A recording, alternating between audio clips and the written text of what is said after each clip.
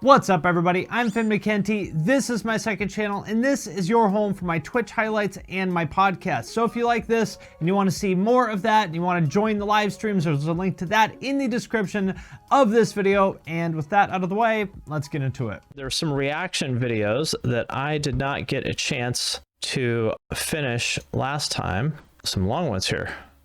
We watched this one. We watched Caleb, my man Caleb. We loved him. Let's see what this guy thinks about baby metal fans. There's a lot of response videos. I think that's cool. I'm happy about that. By the way, I haven't watched any of these. You know, when I share some of these on Twitter and stuff, and people think I'm lying when I say that I haven't watched these. I genuinely haven't.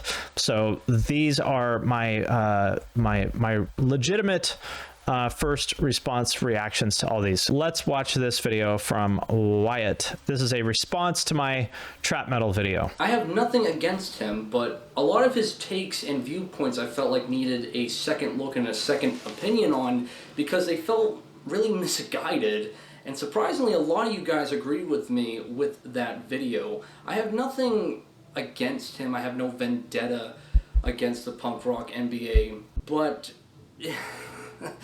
it seems as if now the Punk Rock MBA is getting a little bit infamous, it seems, with the rest of the YouTube music community, because now I'm seeing even more and more responses from other people.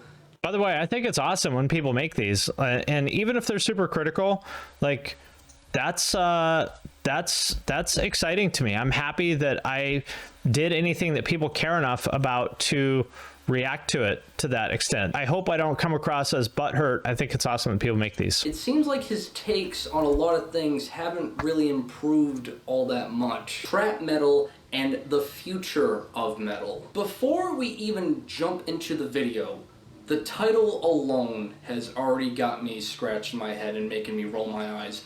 Not because of trap metal. That's not the problem here. It's not like I'm this incel metal fan that's just like, ugh, trap music and metal music can't go together, me angry. That's not the problem. If anything, I think it's kind of cool that metal is just that expansive with its sound that you can blend two different worlds together with it, like trap music, and still make a cohesive sound that seems reasonable so far. I have no issue with anything he said. The real problem is the next part on it that says the future of metal. That phrase and that question never fails to make me roll my eyes over and over again because I've seen it countless times. Well, that is exactly why I put it in the title of the video, because people like to rage click. So sounds like that worked. It seems like anything, whether it's an artist or a niche little subgenre, gets any type of extra success compared to what we're normally accustomed to within the realms of metal, people automatically jump the gun and go, future of metal, this is the future of metal, this is what's going to be the next big thing. It happened with metalcore, it happened with deathcore. Both of which were the next big thing and sold lots and lots more records than any real metal band was selling at the time, so that was correct. Any freaking time something new gets a little bit big, they automatically assume it's the future of metal. I think my advice to him would be that he should maybe edit these videos a little bit more, because I think he's made this point already. The future of metal is simply, it's always going to be a thing. Well, that seems like a little bit of a reductive thing to say. What we are talking about in these articles is you know, what is going to be popular in the future and why, and what is that going to look like, and maybe he thinks that people shouldn't have that conversation. If so, that seems like kind of a strange thing to me. Like, it seems, I don't know, people talk about that in every other kind of entertainment, right? Is Stranger Things the next big thing? Is, you know, cyberpunk going to be the next big thing? I mean, that's a normal thing to talk about in an entertainment, I guess. I'm not sure why that would be upsetting. Judas Priest as a template for this, okay? They've been around since the 70s. That's 50 years they've been active. That's 50 years of influence on countless artists out there.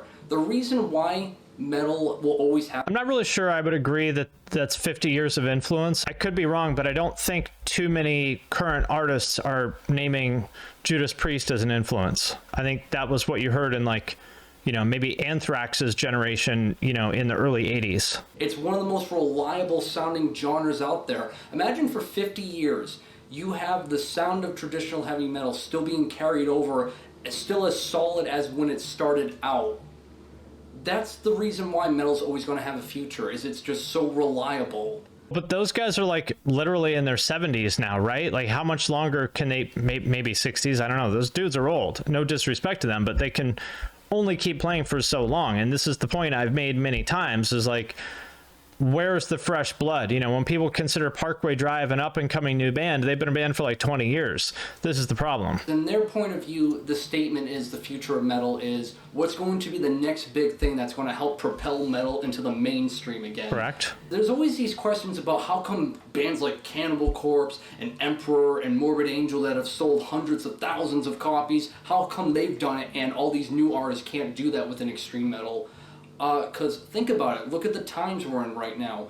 Back then... Yeah, but my point in the video is that a lot of these artists are getting millions and millions of streams. Like, Suicide Boys has more monthly listeners on Spotify than Slipknot does. That's my point in the video, is that this stuff is by far the most popular form of extreme music right now, and yet, you know, the metal community doesn't seem to embrace it. That's my point, and the question in the video is, why not, and is that going to change? Thanks to the internet, there are endless amounts of artists to choose from out there. It's made it so accessible to discover all this underground hidden gems within just extreme metal alone, from Bandcamp and Spotify and YouTube and any other streaming services out there. It's kind of pulverizing to some degree. That's very true, but again, my point is these artists are getting millions and millions of streams. So if the argument is that because of oversaturation, there's nothing new that can cut through the noise, the data shows that that's not true. Especially because, you know, I'll hear people say that the next big thing in metal is like Tomb Mold or Blood Incantation, and then I go look these artists up and they have like 30,000 monthly listeners on Spotify, and I'm not putting that down or disrespecting that. 30,000 people is a lot, but you know, compared to Scarlord or Suicide Boys with 2 or 8 million listeners, it's like not even it's like several orders of magnitude off, right? On a weekly basis, I'm discovering like 5 new artists, like averagely. It's just fucking nuts. So personally, I really can't see any style. I also think that's been the case for a long time. You know, even back in the MySpace days, I remember just being overwhelmed by how many new artists there were. So I don't think this is new. Of metal, from new or old, being propelled into the mainstream nowadays, when there's just endless possibilities to choose from. From, again, just extreme metal and metal. We'll skip ahead a bit. He got tired with it, and how it kind of resembles how he got tired with extreme metal. There were still tons of people doing trap metal, actually more than ever, but it all just kind of sounded the same to me. How much of it can you really listen to? It's basically the same issue that I have with a lot of extreme metal. By design, there's really no melody in the music, and once the shock value of like, holy shit, I can't believe they did that, wears off, it gets kind of tiring, and once you've heard one song in the genre, you kind of heard them all. Finn, literally, you could have just said, hey guys, I just look at the surface of extreme metal. I haven't dived. I have probably been listening to death metal longer than this person has been alive. I've been listening to death metal since like 1990. Any more into it. I don't really know that much about it. And that could have been totally fine, but to just assume that all of it's just bland and the same, it's like, dude, we would have so much more respect if you just straight up said, hey, I don't know much about it, and then went from there. I guess I don't really care, you know, if these people believe that I know about death metal or metal in general or not, because whatever. I mean, that's not, it's not something that keeps me up at night. It says in the chat here, I wear shirts, you know, I wear Cerebral Incubation shirts, and I have like oppressor songs on my playlist and stuff. Like, I'm not a death metal tourist. I have a Morbid Angel tattoo. I've been listening to this stuff literally for 30 years. I don't really know what I could say that would make somebody like him believe that I actually listen to death metal. I don't know. I don't know. I'm at a loss. But it isn't until we get towards the end of the video that all of his points, a lot of his statements just fall right apart. We'll start it off with the beginning of how he views the future of trap metal is the next big thing. which of course he always has to bring up the numbers with Spotify. For example, the band Loathe, they have 159,000 listeners on Spotify. Scarlord literally has 10 times as many listeners as they do. But careful everyone, don't want to talk down Spotify too much. And one of the guys that did a response video to the Punk Rock MBA a while back, I believe it's Stevic MacKay, he did I'm gonna watch this one also. I hope it doesn't seem like I'm, you know, trying to dunk on this guy or that I'm upset or anything. I think this is a perfectly reasonable response video. I think it's awesome that he made this. I don't think he's being butthurt. You know, I obviously don't agree with him on all this, but I don't think he's being out of line at all here. And I think it's cool that he made this. In that video, he states that the Punk Rock MBA blocked him on Instagram because of his remarks to Spotify. I was motivated to make this video because... Well, yeah, this guy, like, I don't remember exactly what he said, but he was just kind of like ranting to me in like DMs about Spotify, and I don't remember exactly what he was saying, but I was like, you know what? Enough of this. I don't I don't need to have somebody flooding my inbox with like this kind of angry stuff. Mckenty, you know, blocked me on Instagram because I told him he comes off like a bit of a cunt. Oh yeah, that's right. He called me a cunt. Yes, I'm gonna block anybody who calls me names. Yes. Like if you call me a cunt or an asshole or douchebag or anything else, I'm gonna fucking block you. Yes. If that makes me you know, a pussy or whatever, that's fine. Like I'm not going to allow people to flood me with verbal abuse. You know what I mean? That's just not, I don't have an obligation to do that. If somebody is in your DMs calling you a cunt, I think you should block them. Like that's the sane thing to do if you care about your mental health. He disses musicians raising issues about Spotify. I've never called a musician a cunt, and I never will, because that's verbal abuse and I don't do that. The reason why I bring up that he compares the numbers on Spotify to the metal bands, to the trap metal artists, excuse me, is that he then states this about it. There are just no new metal bands putting up those kind of numbers. That's just a fact. And yet metal fans are oftentimes super dismissive of this stuff and talk about it like it's just some passing fad. I mean, if tens of millions of people are listening to this stuff, then there's definitely something here. And that kind of like dismissive, arrogant thinking is exactly the kind of attitude that's made metal less and less relevant every year. You do realize you're just expressing the fact that trap metal at this point is trending. I mean, for fuck's sake. Well, yes, that's my point. That is exactly what I'm expressing.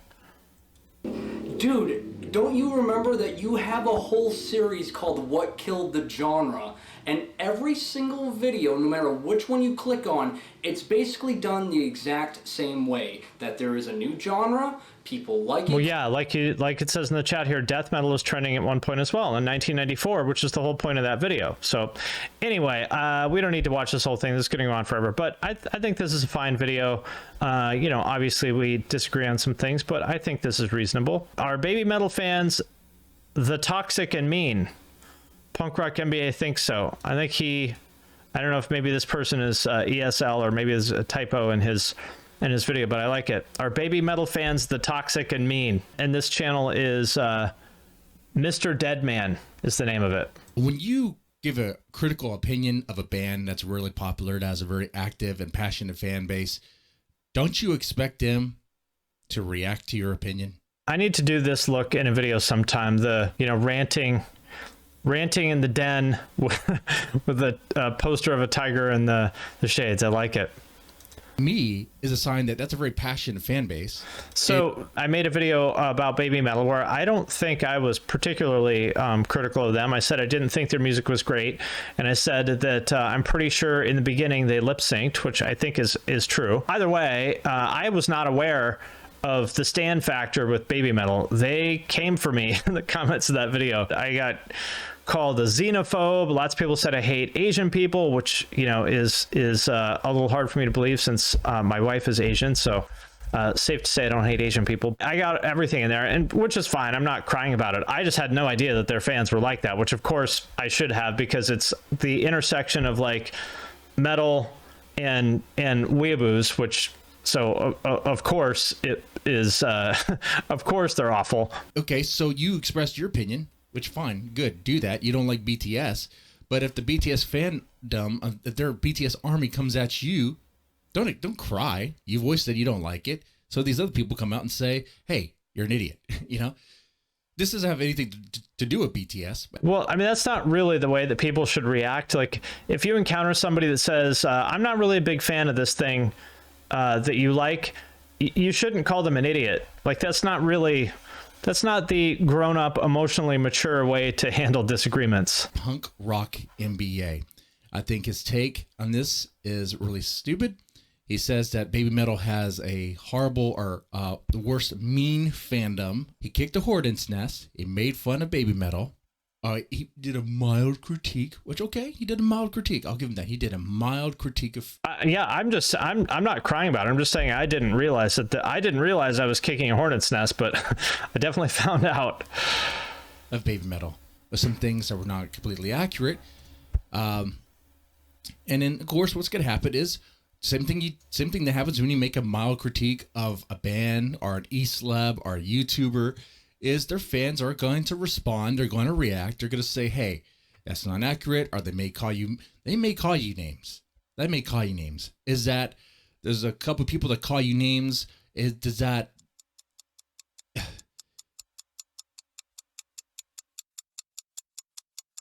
really show like the rest of the fans? Is that? So I think his argument here, you know, which is essentially the same one you hear all the time, is the not all blanks. Like people say this about, you know, black metal all the time. Well, yeah, I know you got some nasty comments, or I know that some, you know, black metal fans are racist, but not all black metal fans are like that. Not all baby metal fans are like that, which is true, you know, and of course you hear this in politics all the time. You know, is the overall group responsible for the actions of some subset of that group?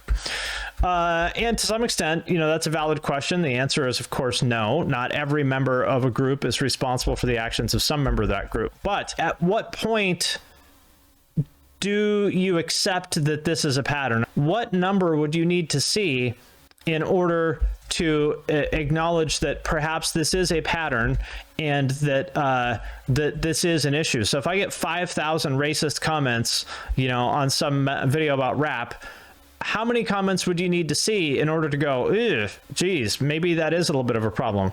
Or if I get 5,000 like hateful, ranty comments from baby metal fans, at what point would you say, all right, yeah, point taken, there is a little bit of a problem with that? It doesn't seem like there's a number that these people would ever acknowledge is, yeah, exactly. Oh, it's going to be 5,001. Checkmate. So I don't really buy this argument. It's a valid point. I mean, certainly you can't hold everyone responsible for the actions of some subset, but I don't think this is a valid rebuttal. Behavior of the rest of the fans? No, not at all. Besides, what happens when you upset people who really very much passionately love something? Oh, well, they're going to come after you. Yes, and that's a problem. He's 100% right. I'm going to make a video about this. Maybe it might be my next video after next week, about stan culture, because let's talk about this. Let's talk about stans. Let's work on this video together, because this is something I've been wanting to do here on Twitch. You know, write videos together, I guess you would say. What I do lots of times, you know, when I'm working on a video is I'll put out a message on Twitter that I'm working on and the stuff that you guys tell me on there and my replies oftentimes makes it into the video because you guys are smarter than me and I like to take credit for your ideas. But so let's do that here. Let's talk about stan culture. I think what he is saying here is he's describing the behavior of stans and kind of just saying, what are you going to do? This is the way it is. Yeah, famous last words.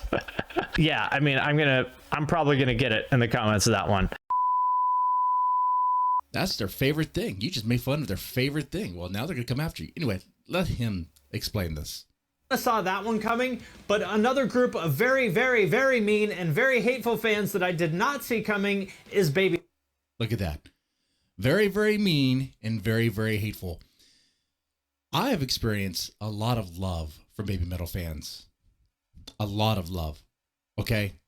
Well, that's probably because you validated their existing beliefs. It's not hard to do that. When you validate people's beliefs, you know, that's what happens. Holy shit, they are brutal. I had no idea that this was the case until I made that video. Like I said, name any popular band that have any sort of criticism of that band, and you're going to have fans that come after you. That's going to happen. That's going to happen. Yeah, I think you're right. Like Dove Emoji says, he's basically excusing the behavior, though. I mean, that's true. Yes, like he's just basically saying deal with it. So we'll skip this one. The Punk Rock MBA, why you should listen to metal. I thought this guy said some dumb stuff, so I responded. I just wanted to show that he doesn't really know what he's talking about regarding metal music. If you've never listened to metal before, I'd recommend that you give it a chance. Let's see what he has to say. I'm not going to watch this whole thing, but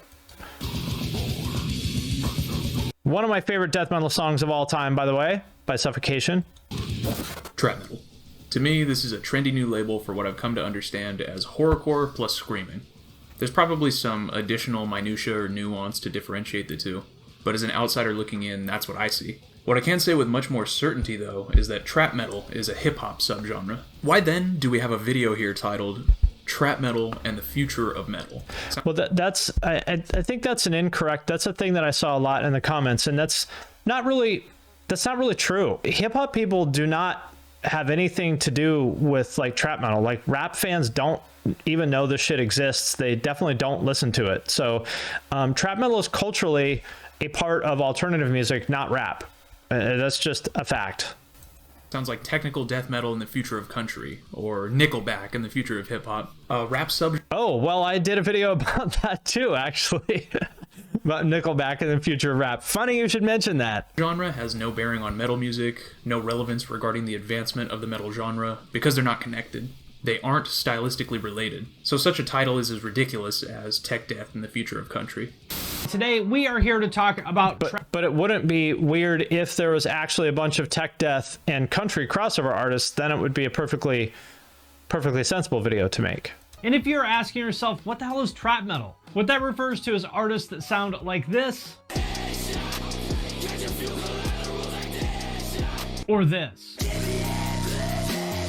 And with trap metal, I feel like metal could be creative and relevant again in a way that it really hasn't been in at least like 10 or 15 years. But only if the fans and the quote-unquote metal establishment will embrace it as the future. By your own descriptions, this is not metal. Why then do you expect fans of metal to all of a sudden be into rap? Blending different genres can be fresh, absolutely. But why does it have to be trap metal? There's a plethora of other non-metal genres that could be just as reasonably considered for a musical cocktail. And by the way, an artist's t-shirt is not fucking relevant. I listen to a ton of metal bands. If I'm playing a black metal riff on my guitar, it doesn't magically become death metal or thrash metal if I'm wearing a Suffocation or a Sodom.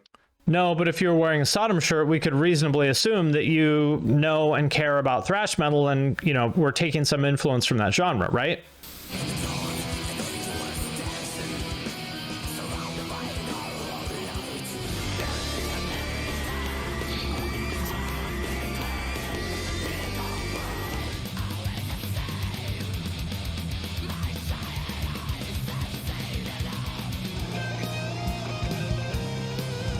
All right, I don't know if I want to watch more of this. It's just gonna be the usual stuff.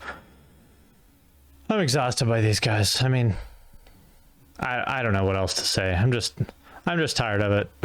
Let's watch some TikToks. The following Thursday, this guy, he got mad because I blocked him on Instagram, and the reason why is because I think he called me the word that starts with a C and rhymes with front.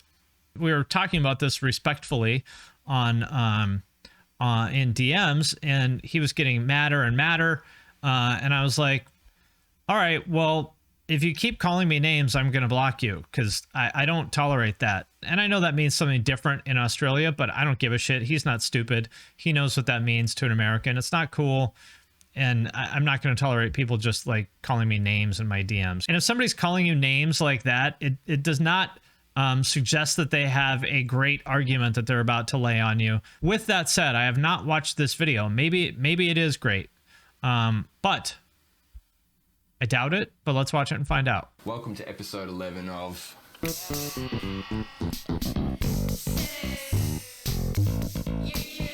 I'm wearing a hat because I am a sad cap turd. I can be a sad cap turd as well. I want to do a rebuttal video, a civil rebuttal to a YouTuber called Mckenty. I am one of the only people on the internet with any kind of a I'm following wearing that orange criticizes metal. So this video that I'm making is really for musicians and anyone interested to learn how much of their monthly Spotify subscription actually goes to the artists they're listening to, especially artists that aren't in that top tier like Drake or Taylor Swift. And to ask the question if there are any alternatives to the status quo, is there a different way to distribute royalties? The good news is yes, there is a different way, and it doesn't have to cost music fans any more than what we already pay. I fucking hate it when people complain about Spotify. Now, Only I'm allowed to pitch shift people to make fun of them. I love streaming. Can't use my own tricks on me. I mean, like all business in the music business, historically musicians get taken advantage of, and I'm going to point out now that how that's happening in this video. When it comes to streaming services like Spotify, Finn has misdiagnosed the distributed royalty rate to artists as the market calibrated value of music. This is actually not true. There is no per stream royalty rate. That does not exist. There is a total pool of royalties that are divided out among the artists on the system, or the artists on the platform, based on how many streams they get. They have an agreement with the with the labels, with all the rights holders, that they will pay out 65% of their revenue to the people on the platform. So the amount of money that goes to musicians depends on two things. There's a numerator and a denominator in this equation here. The numerator is how many total, or is the total amount of royalties, which is based on 65% of Spotify's revenue, which is based on how many subscribers they have and what their price is and all that kind of stuff. And then the denominator there is how many streams there were. And then you do the math from there. So you've got two things. You've got supply here and you've got demand here. And where those two things meet in the middle, that is called the market clearing price, or the equilibrium price. This is the price that the market has decided this thing is worth. In Finn's XY axis, explaining the intersect between supply and demand determining price, I believe you've missed the point entirely that the market value of music to a consumer is between $10 and $15 a month for as much or as little music as that consumer chooses. Well, yeah, I mean, he's right about that. But a concept in economics called revealed preference. You know, there's the famous Henry Ford quote, if I ask people what they want, you know, because he created the first like popular car. If I asked people what they want, they would have said a faster horse. The faster horse would have been their stated preference, because oftentimes what people think they want or say they want is different from what they actually want. Their revealed preference is that when he gave them the option to buy a car, they bought a car instead of a horse. If you ask people, would you pay more for sustainable, fair trade products, lots of people will say yes. But in reality, the number of people willing to pay more for that product is a lot smaller than it actually is. So in this case, musicians, their stated preference, they're always saying that they want to get paid more, but their revealed preference is that they put their music on Spotify. So they have revealed that actually this is the market clearing price. By putting their money on Spotify, or putting their music on Spotify, they may roll their eyes and complain and whine about it and say that it should be more, but at the end of the day, they have accepted this price. So it actually is the market clearing price. Spotify is a marketplace that connects the owners of music to people who want to listen to music. And so there's two prices here. There's two market clearing prices. There's one for consumers and there's one for producers. And those are going to be two different things. So he's right that from a consumer perspective, the market clearing price is $12 a month or whatever Spotify costs now. And then and both sides of that have accepted that this is the system. This is their stated preference, their revealed preference. This doesn't make sense. He's saying that Pantera should get this $6.99, like that doesn't even make sense. So this model is called the pro rata model, and there is an alternative model, and that is called the user-centric model. Spotify user just plays Walk, Pantera gets $6.99. I'm going to go through a few articles to explain. Why I'm so confused why they would get $6.99 for playing Walk once. Oh, I see. Yeah, Deanna said, I think he's implying that that's the only song they play the entire month. Okay, I gotcha. Yeah, so let's say that that's true. There was a study with a huge sample size of 8 million streams across 10,000 tracks and almost 4,500 artists from digital media in Finland. It was co-authored by a whole swag of trade organisations, and the key finding was that Spotify's existing pro rata model pays 0.4% of blockbuster artists 9.9% of subscriber money. When the user... Why? I don't understand why. It sounds like he's saying this is a bad thing, but I don't understand why it would be. It is generally the case that in hits-driven businesses like entertainment, the top fraction of hits generates the vast majority of engagement and revenue. So this is the part he's not addressing here is what portion of plays. So it might be 0.4% of artists, but 0.4% of artists could very well account for 80% of streams, right? So that's the part he's leaving out here. It doesn't matter how many artists are out there. It matters how many streams they're getting. Centric model was hypothetically applied, that 0.4% blockbuster artists would have gotten 5.6% of subscriber money. I would like to see a spreadsheet here. Like this just sounds to me like somebody saying it's not fair because I don't think it's fair. I need to see a spreadsheet here in order to understand what he's even trying to say. This person in chat here says, Donnie, he's basically complaining that bigger artists get paid more money than smaller artists, which is how it should be. I mean, yeah, that is how it should be. I saw some article that was like only 13,000 artists generate more than $50,000 a year based on Spotify royalties. And I was like, 13,000 people make 50 grand a year off Spotify? That sounds pretty fucking good to me. Yeah, why doesn't my band get paid the same as Halsey? A lot of these arguments to me just come down to it's not fair. I'm open to that idea, but who gets to define what fair is? Maybe Drake doesn't think it's fair that some fucking random death metal band who just got one play a week gets a disproportionate share of the Spotify royalties under this model. So I'm not convinced so far.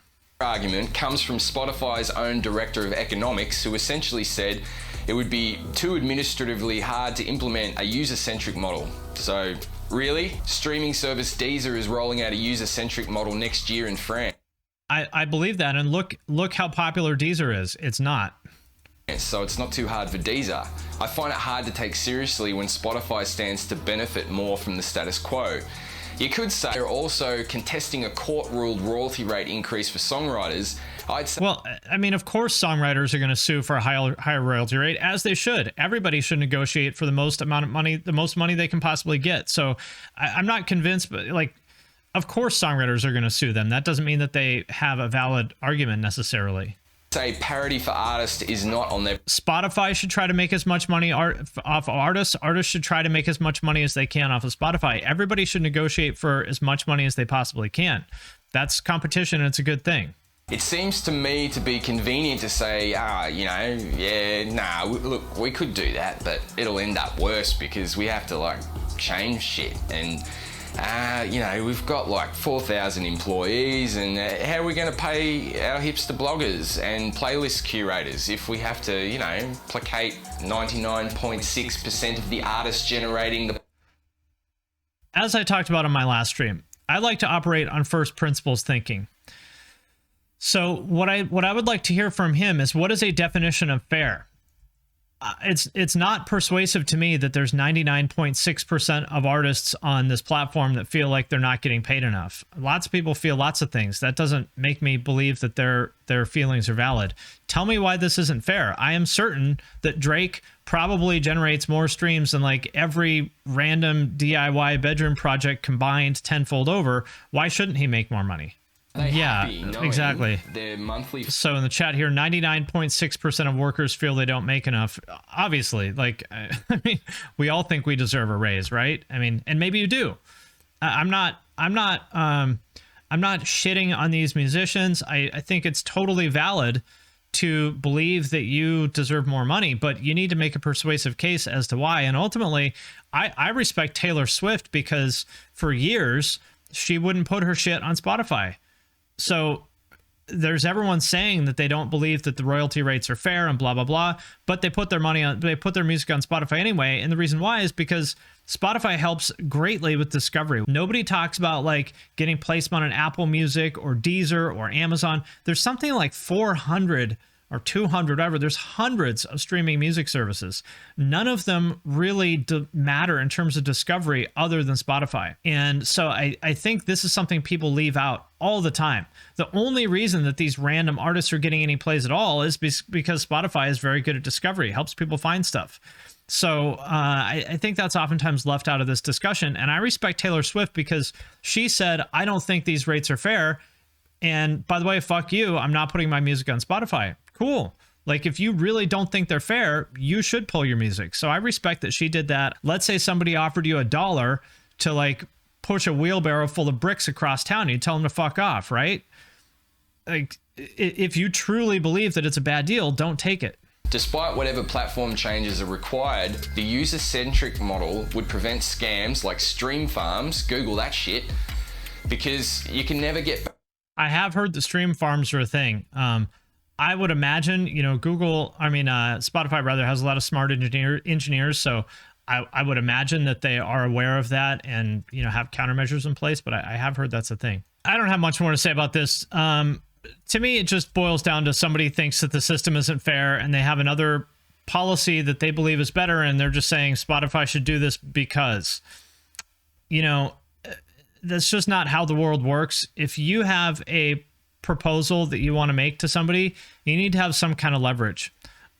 For example, you know, if someone like Scooter Braun and say, you know, 20 of the other big time managers said that all their clients were going to pull their music from Spotify, if Spotify didn't, you know, renegotiate their agreement, then maybe something would happen. But you got to have leverage. So I don't know what to say, or at least a persuasive reason why this is better for their shareholders. You know, you could make the argument that at the end of the day, Spotify needs to keep artists happy, and this will keep artists happier. And therefore, if you keep artists happy, then they're not going to jump ship and go to some other streaming service, and therefore it's better for shareholders. Like the management of any company has a legal obligation. They have fiduciary responsibility to maximize shareholder value. That is their literal job. And if they don't do it, they're breaking the law.